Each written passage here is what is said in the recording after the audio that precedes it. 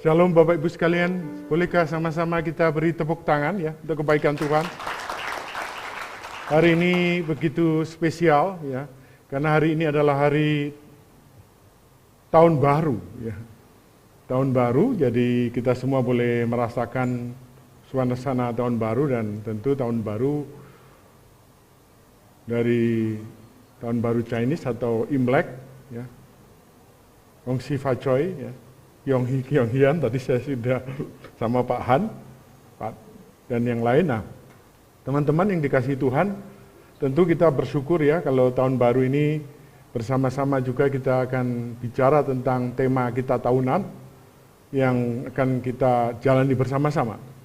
Waktu di zaman dulu, kebanyakan orang-orang Tionghoa atau Chinese itu bertani, sehingga ketika tahun baru itu akhir dari musim dingin kepada musim semi. Jadi mereka begitu antusias, semangat, dan mereka berharap sesuatu yang baru yang akan Tuhan sudah lakukan bagi mereka, kesejahteraan, kebaikan yang di depan mereka.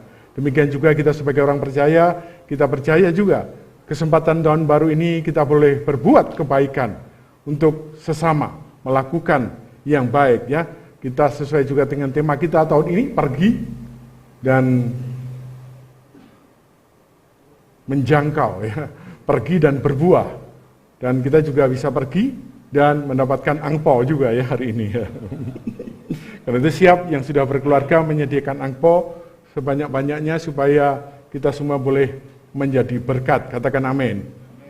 Nah, Bapak Ibu dikasihi Tuhan, tahun ini adalah tahun yang sungguh-sungguh menjadi spesial bagi kita karena kita sudah memasuki tahun-tahun yang begitu luar biasa. Tuhan menuntun tahun demi tahun. Sejak kita menyelesaikan pembangunan gereja kita punya tema yaitu Grace. Waktu itu kita bicara tentang growing, kemudian restoration, achieving, caring, and empowerment. Jadi apapun yang kita lakukan ketika Tuhan memberikan kepada kita gedung yang indah ya, kita dulu dari lantai 3, kemudian banyak jemaat yang sudah usia sepuh, kemudian minta pembangunan ada liftnya. Kemudian kita berdoa dan kita bukan hanya mendapatkan lift, tapi gedung juga 2 lantai, lantai 5 dan 6, dan kita lakukan ini semua untuk equipping jemaat. Karena visi gereja kita sudah sangat jelas, menjadi murid Kristus melalui komunitas sejati yang memancarkan gerakan kasih Bapa Surgawi untuk menghadirkan kerajaan Allah dalam setiap bidang kehidupan. Jadi apapun kita lakukan untuk empowering. Kita suka berdiskusi dan kita mencari guru-guru terbaik, coach-coach kehidupan yang terbaik untuk melengkapi jemaat. Sehingga jemaat bukan hanya menjadi murid Kristus dewasa, tetapi juga mereka membawa kerajaan Allah di dalam setiap bidang kehidupan mereka dan memancarkan kasih Bapa. Kemudian tahun berikutnya kita masuk yang yaitu kedewasaan penuh di dalam Efesus 4 ayat 13. Kesatuan iman, bertumbuh, dan kita sepanjang tahun fokus di situ. Demikian juga dengan khotbah, pelayanan atau sharing-sharing di Komsel dan di kompak-kompak. Kemudian tahun lalu kita fokus kepada hidup yang berpadanan dengan Injil Kristus. Karena Injil Kristus bukan hanya wacana, tetapi Injil Kristus harus menjadi sesuatu yang real, yang bisa dilakukan dalam kehidupan setiap jemaat Tuhan. Sehingga kehidupan kita bukan di awan-awan atau hebatnya hari Minggu atau waktu retreat, tetapi kehidupan kita adalah kehidupan yang nyata. Tidak kehidupan yang munafik, tetapi apa adanya. Jatuh, bangun lagi. Tidak saling menghakimi, tapi semua berpadanan dengan Injil Kristus. Dan kita meminta kepada semua jemaat untuk menyelesaikan pembacaan Alkitab sepanjang tahun, supaya kita tahu sumber kita yang paling tinggi, yaitu firman Tuhan. Ayatnya di dalam Filipi 1 ayat 27. Dan kita akan lakukan apapun. Pelatihan sepanjang tahun, evangelism, penginjilan, equipping banyak hal, dan kita tahun ini juga menyediakan misalnya empowering, kita sediakan kopi, es krim, gratis Pak Han. Ada harganya ya, kecuali yang mendapat rekomendasi dari Pak Han hari ini khusus 10 orang. Baru free ya. Nah, Bapak Ibu yang dikasihi Tuhan, semua kita lakukan agar kita semua tidak hidup di dalam sebuah wacana. Tetapi firman Tuhan itu betul-betul boleh menjadi satu dengan kita, dan di dalam praktek kehidupan kita menjadi pelaku-pelaku. Tentu kita tidak sempurna, tapi kita hari demi hari kita berjalan, mengizinkan Tuhan yang tinggal dalam hati kita itu memperbarui hidup kita dari waktu ke waktu. Nah, untuk tahun ini, Bapak Ibu yang dikasihi Tuhan, tema kita tadi sudah disampaikan sama Sila ya. Ada Sila hari ini, ada Fenty, ada Elizabeth, ada siapa singer kita? Ya, lupa, enggak ingat semua sih saya, ingat semua. Yaitu go and be fruitful. Jadi pergi dan berbuah. Nah, apa maksudnya? Kita akan menjadikan ini sepanjang tahun ini adalah fokus kita. Kita akan pergi, karena apa? Semua yang Tuhan sudah siapkan bagi kita itu banyak sekali. Bahkan Alkitab mengatakan kalau diukur urutan waktu dan semua hal kita ini sudah menjadi pengajar. Tapi banyak kita maunya terus menerima tapi tidak keluar. Nah, saya akan memfokuskan dan menekankan hal ini dengan sungguh-sungguh supaya kita bisa menangkap pesan. Nah, terus bukan hanya saya, nanti Pak Han, Pak Sian, para pemimpin yang lainnya, pengawas area, PKS, semua akan bersama-sama membawa ini dalam sebuah kegerakan. Tidak lagi individu, tetapi dalam sebuah komunitas. Dan ini akan asik ya, ini akan luar biasa. Saya percaya juga kawan-kawan hari ini banyak yang izin karena memperingati tahun baru dengan keluarga besar, dan kita berdoa ya mereka semua boleh menemukan dan merasakan kebaikan Tuhan sepanjang hidup mereka, dan mereka juga memegang visi dari fokus kita tahun ini, mereka pergi dan menghasilkan buah dimanapun mereka berada, memberikan kontribusi, memberikan sesuatu yang bermakna dan bermanfaat bagi orang lain. Bilang kiri kanan, engkau berguna loh, engkau bermanfaat ya. Semua kita. Dan kalau kita mengikuti perjalanan ini, Bapak Ibu, kita akan betul-betul melihat ya sesuatu yang sangat berbeda dari tahun ke tahun, dan kehidupan kita juga mengalami perbedaan yang luar biasa. Ayatnya di dalam 2 Korintus 9 ayat 10 dan 11. Saya akan membacakan bagi Bapak Ibu sekalian. Ia yang menyediakan benih bagi penabur dan roti untuk dimakan, ia juga yang menyediakan benih bagi kamu dan melipat gandakannya dan menumbuhkan buah-buah kebenaranmu, dan kamu akan diperkaya dalam segala macam kemurahan hati yang membangkitkan syukur kepada Allah oleh karena kami. 2 Korintus 9 ayat 10 dan 11. Nah, itulah yang sebenarnya akan menjadi kekuatan kita. Kenapa? Tuhan yang sudah menyediakan benih. Dan bukan hanya itu, Tuhan akan melipat gandakan. Dan bukan hanya itu, buah-buah kebenaran akan muncul. Dan kita diperkaya dalam segala macam kebaikan, segala macam kemurahan hati. Kemurahan hati rupanya ada bermacam-macam ya. Ya, ini janji Tuhan. Tuhan sendiri yang menyediakan benih. Jadi berkat yang kita terima, sebagian adalah benih. Jangan dibuang sia-sia atau ditabur di tempat yang salah. Saya ulangi, Tuhan sudah menyediakan benih bagi kita.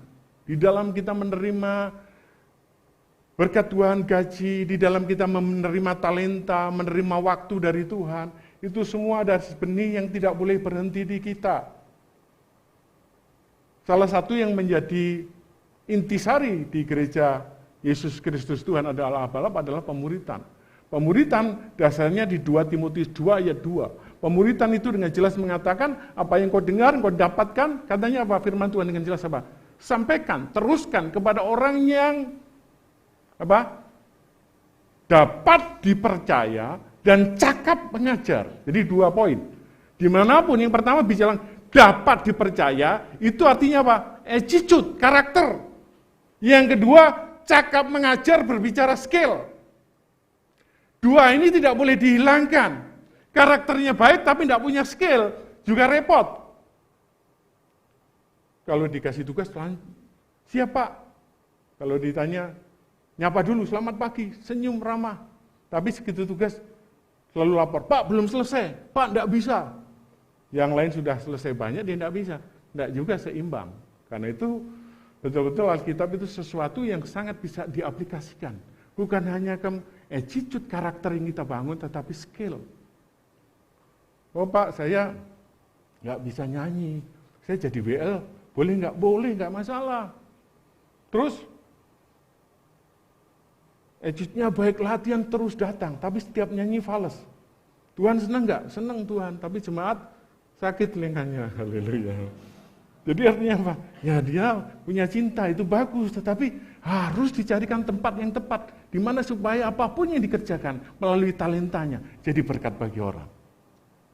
Nah, next slide, silahkan slide berikutnya. Kemudian ini berbicara Tuhan yang akan melipat gandakan. Sumber kita ini Tuhan Bapak Ibu. Apa yang kita tabur akan dilipat gandakan oleh Tuhan. Dan kalau ini janji Tuhan, maka hidup kita sebenarnya akan berjalan benar-benar kalau mengiring Tuhan, akan diberkati seutuhnya. Yohanes 10 ayat 10. Pencuri datang untuk mencuri, membunuh, dan membinasakan, tetapi aku datang untuk memberi hidup, dan hidup dalam segala kelimpahan. Kelimpahan ini bukan kelimpahan secara fisik, tetapi dikatakan dalam bahasa aslinya adalah zoe, artinya kelimpahan yang seutuhnya. Karena itu, Tuhanlah yang akan memberikan dirinya, hidupnya, untuk kita berlipat kali ganda. Tuhan juga yang menumbuhkan buah-buah kebenaran. Dan kemudian kita diperkaya dalam segala macam kemurahan hati. Apa kemurahan hati dalam waktu? Ya, kita ada waktu untuk mendengar. Orang yang paling miskin adalah orang yang tidak bisa memberi. Karena orang tidak mungkin memberi apa yang dia tidak punya. Man cannot give what they do not have. Kalau kita tidak punya uang, orang minta uang, kita tidak bisa beri. Bagaimana dengan lain yang kita bisa beri waktu? Demikian juga dengan waktu. Uang nggak punya, waktu nggak punya, apalagi talenta nggak punya. Berarti kita tidak menabur sama sekali. Dalam kemurahan, mungkin kita belum punya uang banyak, berikan waktu. Ketika orang datang kepadamu, berikan telinga, dengar dia. Dia butuh didengar. Ketika kita mendengar persoalan orang, 50% persoalan selesai. Kenapa? Dia mengalami kelegaan. Ini betul-betul dalam rumah tangga iya ya. Istri-istri kalau mau mengeluh, suami-suami nggak punya waktu, maunya kasih solusi aja. Pak, aku mau cerita ini. Apa? Oh gini gampang. Istri-istri selalu bilang apa? Aku nggak butuh disolusi, aku butuh didengar. Bilang kiri kanan, coba berikan telingamu pada orang lain. Jangan pelit. Ada waktu, sediakan waktu. Kemudian apa? Talenta. Kalau Tuhan berikan kita talenta yang bermanfaat bagi orang, jangan pelit ya. Kalau kita bicara misalnya ganti ban ya, saya suka bilang ganti roda mobil. Kalau kita nggak punya pengetahuan bisa 2 jam. Tapi kalau kita punya teman yang punya pengetahuan, 5 menit juga selesai. Berapa banyak waktu bisa dihemat. Karena itu hari-hari ini banyak ditawarkan berbagai hal. Kita harus melihat gereja itu sumber yang potensi. Jadi kalau ada apapun, lihat di gereja. Oh saya punya persoalan ini. Di gereja ada sumbernya. Kita tanya. Jangan kita lakukan sendiri, kemudian kita habiskan banyak diri, ternyata yang sahabat kita yang melakukan cepat sekali. 5 menit selesai. Kok Bapak cepat? Ya saya punya talenta di bidang itu. Karena itu jemaat mesti bersatu padu, mengeluarkan apa yang dia punya untuk membangun. Nah ini yang harus kita lakukan. Karena banyak kita mencari sesuatu di luar, akhirnya kita meninggalkan hubungan di dalam sebuah komunitas. Ya, kalau di dalam Applied Bible ditulis seperti ini. God give us resources to use and invest for Him. Next slide ya, sudah betul. Paul use the illustration to explain that resources God give us not to be hidden. Jadi resources yang Tuhan berikan kepada kita bukan untuk disembunyikan, foolishly devoured atau dimakan sendiri, dilahap ya dengan rakus atau throw away, dibuang yang ke tempat tidak tepat. Instead, they should be cultivated in order to produce more crop. Sebagai gantinya, sebaliknya benih yang kita terima itu diolah. Supaya apa? Ada banyak tanaman baru. Kalau tanaman baru ada apa? Ada banyak, Pak. Kita bisa melakukan panen. Dan kalau panennya banyak, kita bisa makin berbagi. Kemudian, when we invest what God has given us in His work, He will provide us even more to give His service. Semua dilakukan. Kita bisa berbagi untuk kerajaannya. Kerajaan Allah yang diuntungkan. Bukan kehidupan pribadi kita semata. Kehidupan pribadi kita semata kan dibawa Tuhan dalam kehendaknya. Tetapi jauh lebih pada itu, kerajaan Allah akan diuntungkan. Bapak Ibu dikasih Tuhan, ini yang saya mau tegaskan. Ketika kita terima benih, next slide ya. Yang pertama diolah agar lebih banyak benih, tanaman makin banyak panen ya. Jadi kalau Bapak Ibu terima apapun, jangan ini habis-habiskan. Terima gaji ini semua untuk saya. Terima berkat, terima angpau, saya akan habis-habiskan. Bukan Bapak Ibu. Ingat, ada sesuatu yang harus kita olah. Supaya apa? Jadi makanan, jadi tanaman baru. Ketika tanaman makin banyak, tanaman makin panen baru. Sehingga kalau kita mengerti prinsip ini, orang-orang percaya yang bekerja pun bisa menjadi orang-orang yang diberkati. Gak punya hutang. Kenapa? Ketika terima gaji ada satu bagian yang dia olah. Dia investasikan. Tentu dengan prinsip Alkitabiah yang benar, dengan pengajar yang benar. Sehingga ketika kita investasikan sejak muda kita berani melakukan sesuai prinsip firman Tuhan, maka kita akan makin diberkati. Sehingga ketika usia 40-an, 50-an, kita sudah mengalami apa yang disebut dengan financial breakthrough. Karena sebuah kehidupan yang didesain, yang dirancang, tidak mengalir begitu saja. Banyak orang komplain dan mengeluh, Pak, saya untuk makan aja susah, tiap bulan gak ada sisa. Semua orang hebat yang berhasil hari ini, biasanya memulai dari sesuatu yang dia tidak punya. Apa yang dilakukan? Dia menahan diri. Dia mungkin puasa, dia mungkin ini supaya ada sesuatu yang diolah. Karena itu, Bapak Ibu, yang harus kita lakukan sungguh-sungguh khususnya pasangan-pasangan muda ya. Ini next slide ya. Ini mengolah benih bagi Tuhan, waktu, uang, dan talenta. 5 tahun lagi kita akan menjadi seperti teman dan buku yang kita baca. Saya menyarankan, marilah kita punya sahabat-sahabat yang selalu fokus kepada kebaikan Tuhan, mengejar karakter yang baik, hidup dalam kebenaran. Saya bahkan dengan berapa kali di akhir tahun dengan tegas mengatakan, kalau engkau punya sahabat yang isinya mengeluh saja, bertahun-tahun dinasihati, mengeluh dan mau berubah. Sebenarnya jangan dijadikan sahabat, dia masuk pembinaan dulu. Ada lagi, pasangan suami istri yang nggak mau berubah. Konseling sama saya banyak. Pak, saya nggak bisa mencintai istri saya. Kenapa? Ada orang lain yang lebih mencintai saya. Saya harus ngomong seperti ini. Firman Tuhan bilang, kasihlah istrimu, setialah pada istri pada masa mudamu. Riyasiyati 1, 2, 3. Iya. Setia istri yang kau nikahi waktu engkau muda, bukan setia pada istri mudamu. Enggak. Betul ya Pak Denis ya? Itu tertulis dalam Maleakhi. Istri yang sungguh-sungguh mengerti kita, yang berjuang bersama-sama ketika kita tidak ada apa-apanya. Ketika habis menikah mungkin kita kontrak, cuma tinggal ditikar berdua, membangun bersama-sama kehidupan masa depan di dalam Tuhan. Ketika dia diberkati, ketika dia kaya ada orang lain masuk, dia masih konseling. Pak, boleh enggak? Kalau kamu enggak mau berubah, enggak usah konseling.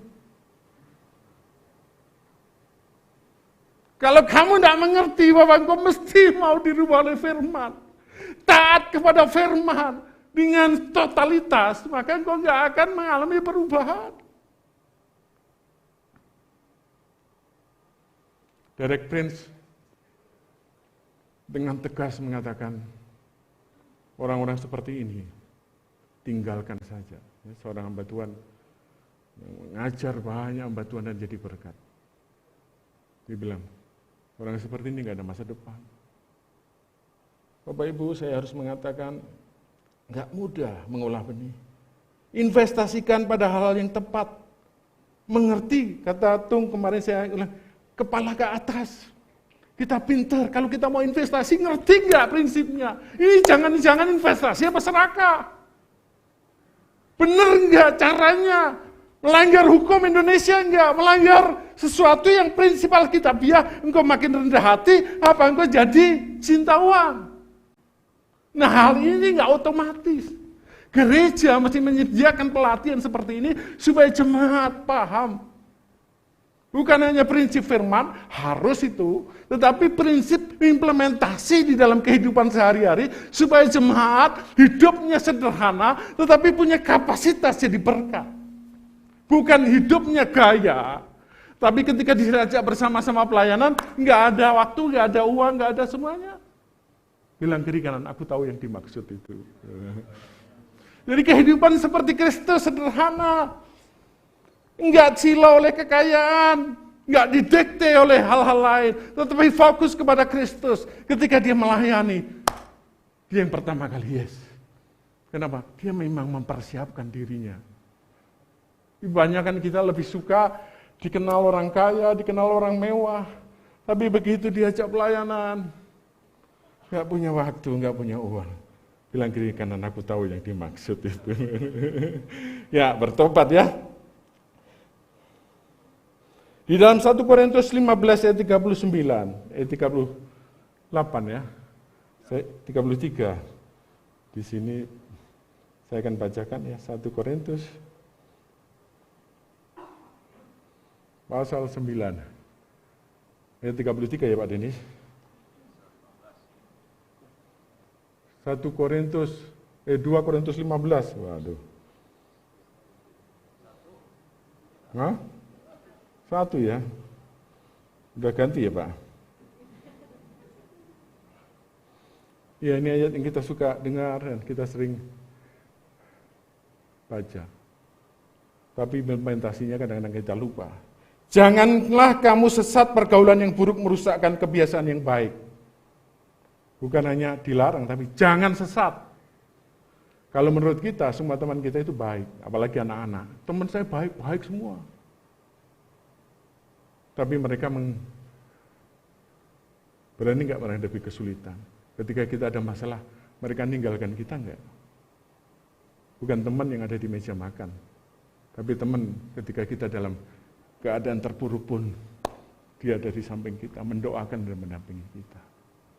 Teman yang buruk akan membawa kita kepada hal-hal yang gampang, tapi teman yang baik akan melakukan apapun untuk kita. Musuh dari hal ini adalah cinta uang. 2 Timotius 6 ayat 10. Saya akan bacakan. 2 Timotius 6 ayat 10.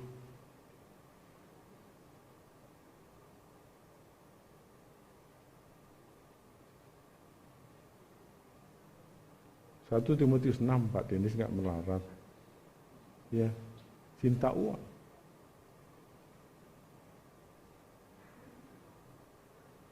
Silakan baca atau 2 Timotius 3 ayat 2. Pada akhir zaman, manusia akan menjadi hamba uang, mencintai dirinya sendiri.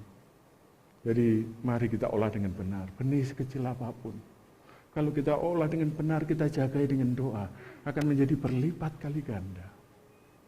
Akan menjadi berkat. Yang kedua, Bapak Ibu dikasih Tuhan, mencari dan menikmati. Kuasa mencari dan menikmati dalam Pengkhotbah 5 ayat 19. Kitab Pengkhotbah pasal 5 ayat 19 di Perjanjian Lama ya.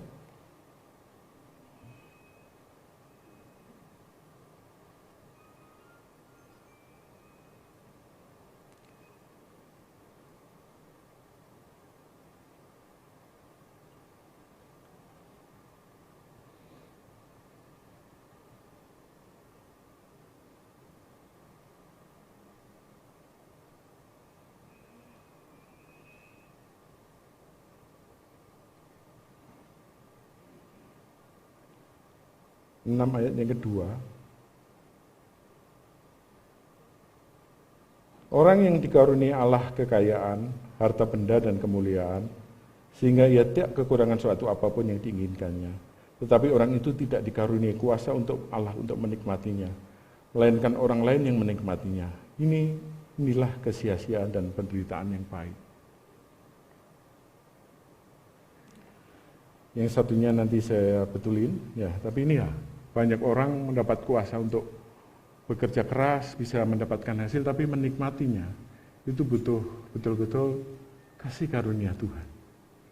Mari Bapak Ibu yang kita terima, jangan disimpan, kemudian setelah pelit sekali, kemudian ada saudaranya sakit, diminta dan harus dikasih.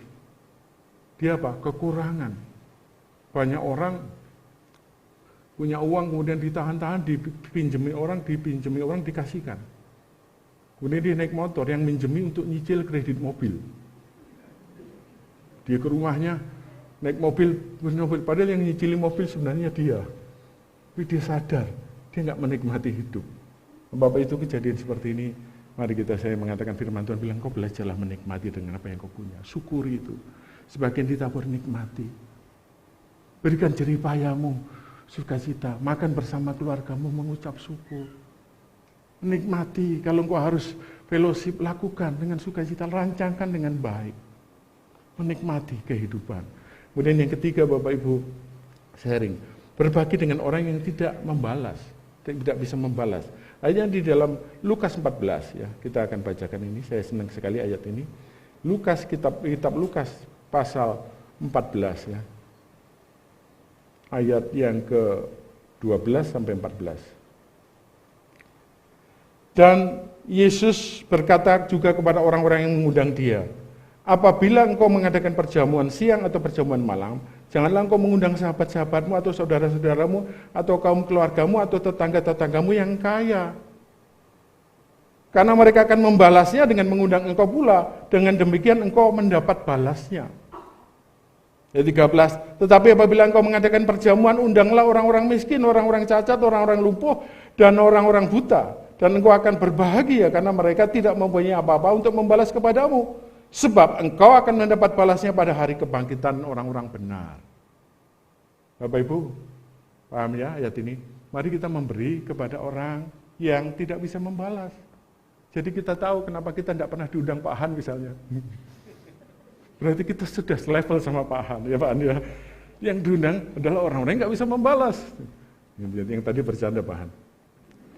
Yang diundang adalah orang-orang yang mau raker, gitu. Tetapi ini kadang-kadang kita ingin memberi kepada orang yang bisa memberi, kita suka, dan itu menjadi budaya, tidak salah ya, saling memberi. Tapi itu tahap pertama. Tahap berikutnya mestinya kita berani memberi orang-orang yang nggak akan membalas. Suatu saat saya ketemu teman saya ini hidupnya menarik sekali, nggak terlalu kaya, tetapi setiap makan apapun dia nggak mau saya bayari. Nggak mau dan selalu dia bilang, aku yang bayar. Saya berpikir, uang dia dari mana ya? Tapi pikiran itu saya hapus. Ketika saya tahu ayat ini, oh dia pikir saya nggak bisa balas nih ya. Saya membalasnya dengan apa? Saya melakukan hal yang sama kepada beberapa orang. Saya mengerti. Bahkan kalaupun saya ingin membayar dia, saya bilang, Pak, nanti saya boleh ya sekali-sekali membayar. Dia bilang, tentu gitu. Tapi begitu hari makan, dia lewati saya. Dia tidak memandang saya. Beres selalu kan gitu. Tapi saya lihat hidupnya benar-benar diberkati. Ya. Artinya apa? Mari kita tidak usah membalas orang seperti itu punya gift. Mari kita membalas dengan menolong orang lain yang membutuhkan. Kita ajak dia makan. Senang sekali Bapak Ibu kalau kita bisa melihat orang lain sekedar makan mereka bahagia. Sekedar makan mereka senyum. Dan yang membalas kita, firman Tuhan berkata dengan sangat jelas, engkau akan menerima pembalasannya. Dikatakan apa? Pada hari kebangkitan orang-orang benar. Jadi saling memberi itu oke, dan itulah dianjurkan di dalam setiap komunitas orang-orang percaya. Tetapi komunitas orang-orang percaya harus bergerak lebih daripada itu, memberi kepada orang-orang yang tidak sanggup membalas kepada kita. Bilang kiri kanan, katakan amin. Amin Bapak Ibu ya. Nah, di dalam perjanjian lama dikatakan di dalam Yesaya 37 ayat 30, dan inilah yang akan menjadi tanda bagimu ya, ketika Israel dikuasai bangsa Asyur dan mereka menghadapi hampir semua panen dirampas dan dalam kesulitan pada zaman Yesaya, dikatakan kepada Hizkia, dalam tahun ini orang akan makan apa yang tumbuh sendiri. Tuhan berjanji ada pemulihan. Dan dalam tahun kedua, apa yang tumbuh dari tanaman yang pertama. Dan pada tahun yang ketiga, menaburlah kamu menuai, membuat kebun anggur dan memakan buahnya. Menarik sekali Bapak Ibu. Tahun yang pertama dikatakan apa? Makan dari yang tumbuh sendiri. Ketika kita percaya pertama Tuhan Yesus, kita di mana-mana menerima berkat. Kita terbuka dan berkat itu begitu mengalir. Doa dijawab semua seperti dikatakan itu. Kita memakan sesuatu yang gak kita tanam. Dikatakan tahun yang kedua atau season yang kedua. Next slide. Makan dari apa yang tumbuh dari tanaman yang pertama. Orang muda. Kita makan firman, kita mengunyah dari orang-orang, timbul keberanian praktek. Timbul keberanian praktek. Kita menerima firman, diberkati hari Minggu, kemudian kita sharingkan itu. Itu kita menjadi bertumbuh, dewasa. Tetapi pada season yang ketiga, ketika seseorang dewasa, dikatakan apa? Menaburlah kamu, menuai, membuat kebun anggur, dan memakan buahnya. Memakannya terakhir, dikatakan apa? Menabur dulu. Menuai, kemudian setelah ditabur, gak bisa itu padi atau si ubi langsung bisa dimakan. Mesti dituai, dimasak, dijual. Bahkan membuat kebun anggur lagi, gak langsung makan, buat lagi kebun baru terakhir dikatakan, barulah engkau memakannya. Orang Tesalonika mengatakan, orang yang tidak bekerja, tidak berhak makan. Ketika kita lahir baru, senang sekali, kita bertumbuh, kemudian kita senang cari khotbah di YouTube. Wah, kita bandingkan, hebat ini, khotbah ini hebat, oke. Itu tahun pertama atau kedua dalam hidupmu. Tetapi tahun ketiga saya mengingatkan, engkau tidak cukup makan dari apa yang di luar sana. Itu tidak cukup. Yang engkau harus cukupkan adalah engkau menggali. Engkau menyelidiki, dan itu akan menjadi kekuatan dan kesehatan setiap pertumbuhan iman kita. Jadi kalau ada jemaat bilang, khotbahnya ini hebat ya, khotbahnya ini hebat. Enggak seperti khotbah di Abalaf. Bilang apa? Puji Tuhan, enggak apa-apa, ini proses. Dia masih mencicipi semua hal makan di luar sana. Tapi kalau dia dewasa, dia harus menjadikan saat teduhnya, penyelidikan firman, menjadi kekuatan utama dia. Itulah makananmu. Engkau tidak lagi makan sisa-sisa pergi ke pesta sana, ke ada KKR kau pergi, semua acara ibadah Kristen kau datangi dan kau makan apa yang mereka sajikan. Tetapi engkau mulai meneliti firman Tuhan. Apakah prinsip-prinsip ini oke? Apakah benar? Seperti jemaat yang ada di Berea. Mereka baik hati kenapa? Meneliti setiap firman. Habis khotbah hari Minggu, mereka teliti, mereka perdalam lagi. Ya, itulah yang membuat jemaat di Berea, seperti Kisah Rasul 17, ayat 11, lebih baik hatinya karena mereka meneliti. Karena itu kita punya program hebat, semua harus membaca Alkitab, semua harus mencintai Tuhan, semua. Kekuatan kita bukan dari luar, kekuatan kita ketika Kristus menyatu dengan kita. Kita menghidupi di situ. Kemudian apapun yang kita lakukan adalah sebagai ucapan syukur. Tuhan sudah melakukan bagi kita. Bapak Ibu, saya suka bertani. Saya suka melakukan penelitian kecil-kecilan. Saya lihat ada orang yang menanam dari karung, ubi ditanam, diisi tanah. Ada Melki yang membantu saya di rumah, membuat tanaman itu. Ongkosnya sangat murah, karena cuma daun ubi itu nggak perlu beli, tanah juga nggak perlu.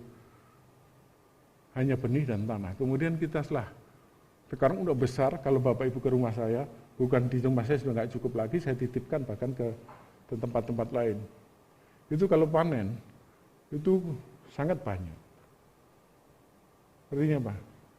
Masa-masa seperti ini, kalau dulu kita menerima, sekarang kita harus mengupayakan, apapun kita upayakan.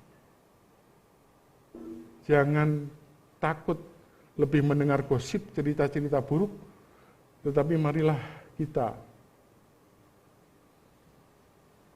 mempercayai kasih Tuhan. Apakah bisa diputar satu video saya ya? 1 menit? Bisa ya? Satu contoh aja. Mari kita melakukan sesuatu. Boleh? Silakan. 1 menit. Halo sahabat, ini adalah tanaman selada keriting ya. Itu juga ada bokcai dan kita semua mau panen.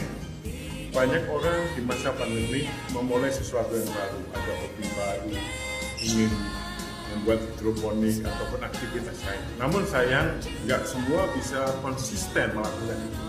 Nah, saya memberi contoh apa yang dilakukan kawan-kawanku ini, bisa konsisten. Hari ini kita mau panen, sudah banyak yang pesan ya, kita bisa berbagi. Karena apa? Kita tidak berhenti ketika pandemi ini sudah lewat, kita tetap kreatif menggunakan apa yang ada, lahan yang kosong untuk berproduksi. Mungkin juga di dalam kehidupan kita. Jangan kita menghentikan segala yang sudah kita kerjakan dengan baik ketika pandemi mulai menurun. Tetapi tetap waspada, tetap produktif ya, karena kita bukan sibuk yang penting, tetapi produktif. Tetap semangat. Kita beri tepuk tangan dong ya. Nah, hal kecil yang saya lakukan dimanapun saya ada, saya mau ada sesuatu yang kita kerjakan supaya ada panen. Ketika kita panen berkali-kali, saya bilang ini sudah 5 kali, terus sampai kapan? Sampai kita bisa lakukan, tambahin lagi. Dan bilang, wah di tempat ini perlu kita bantu, di rumah kita buat supaya apa?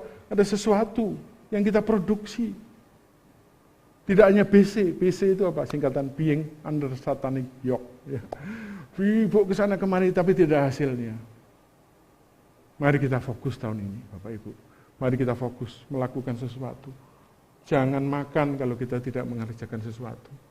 Karena kita dewasa, selidiki firman, benam di situ, meneliti. Nggak ngerti diskusi, tanya. Tahun ini akan menjadi tahun kita pergi karena semua yang Tuhan sudah siapkan. Semua yang Tuhan sudah berikan kepada kita, dunia membutuhkan. Cara kita berkomunikasi sama istri, dunia membutuhkan. Cara kita mendidik anak, lingkungan membutuhkan. Cara kita bekerja, dunia membutuhkan. Apakah itu menjadi milik kita sendiri yang kita sembunyikan? Atau kita mulai berbagi, datang ke tetangga, berbagi. Itulah yang menjadi fokus gereja tahun ini. Go, pergi. Lihat tanggamu, sebelah kanan kirimu. Pagi-pagi setelah kita ngobrol sama istri, ada anak kecil. Namanya Alex. Ramah sekali sama istri saya. Dia panggil, diajak ngobrol gitu. Wah, saya bilang, teman istri saya anak kecil, ramah sekali datang ke rumah berkunjung. Setelah itu dia bilang, wah, anak kecil membuka pintu, kita bisa berdoa dan follow up lebih lagi. Ada banyak jalan yang Tuhan sediakan. Saya undang para pemusik ke depan. Banyak jalan yang Tuhan sediakan bagi Bapak Ibu. Maukah kita sama-sama hari ini mengambil waktu merenungkan sungguh-sungguh kebenaran firman ini?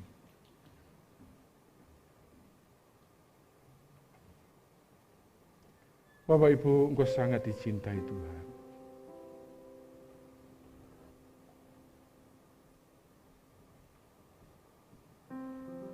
Jangan engkau bercerita apa yang sudah engkau perbuat untuk Tuhan.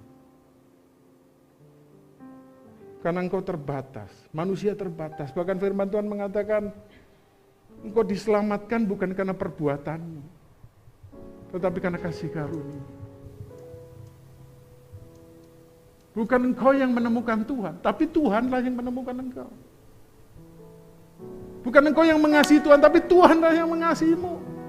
Dikatakan dialah satu-satunya yang dari surga turun ke bumi.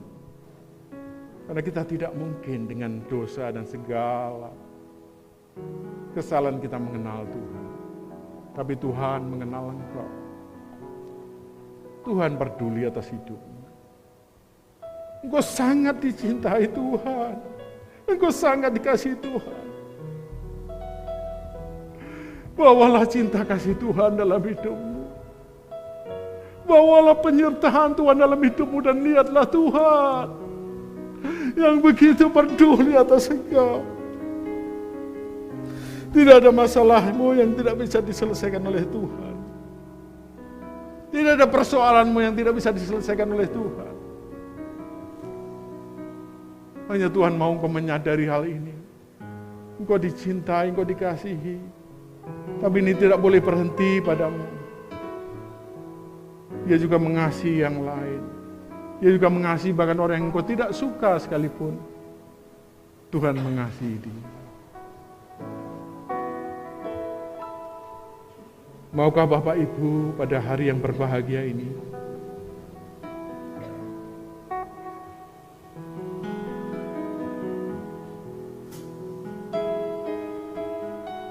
sesuai fokus firman Tuhan kita,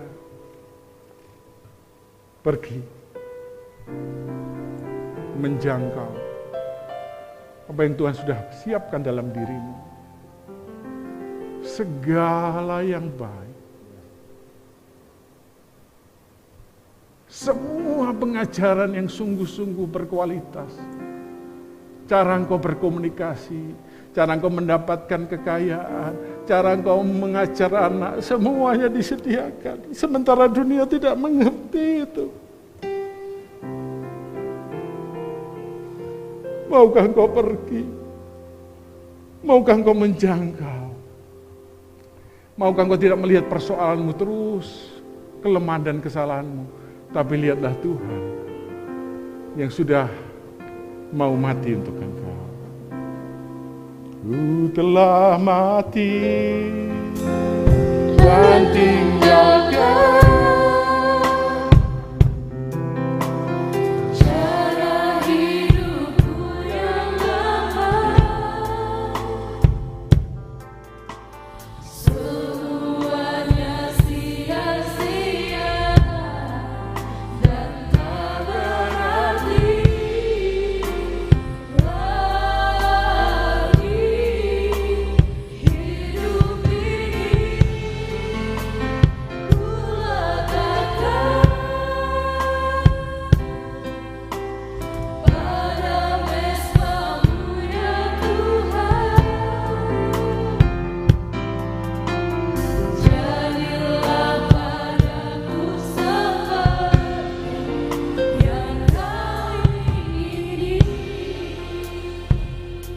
Waktu antara engkau dengan Tuhan.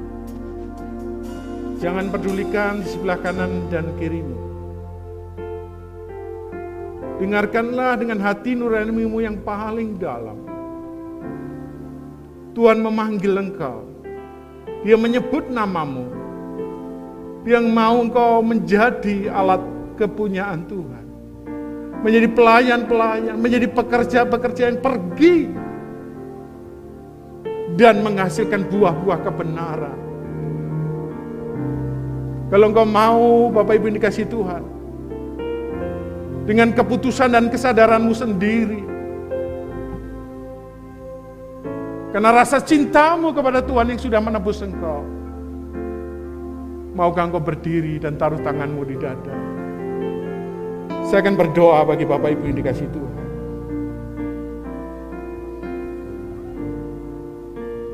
Rasakan cintanya, rasakan penerimaannya, rasakan kasihmu terhadap engkau. Engkau diterima padanya, engkau dicintai.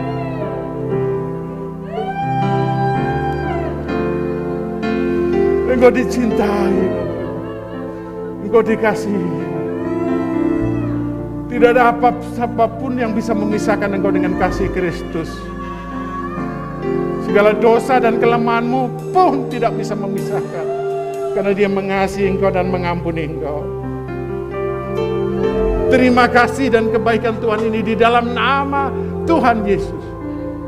Terima pemulihan yang dari Tuhan. Terima kasih dan anugerahnya. Engkau dibebaskan, engkau dikuatkan dalam nama Yesus.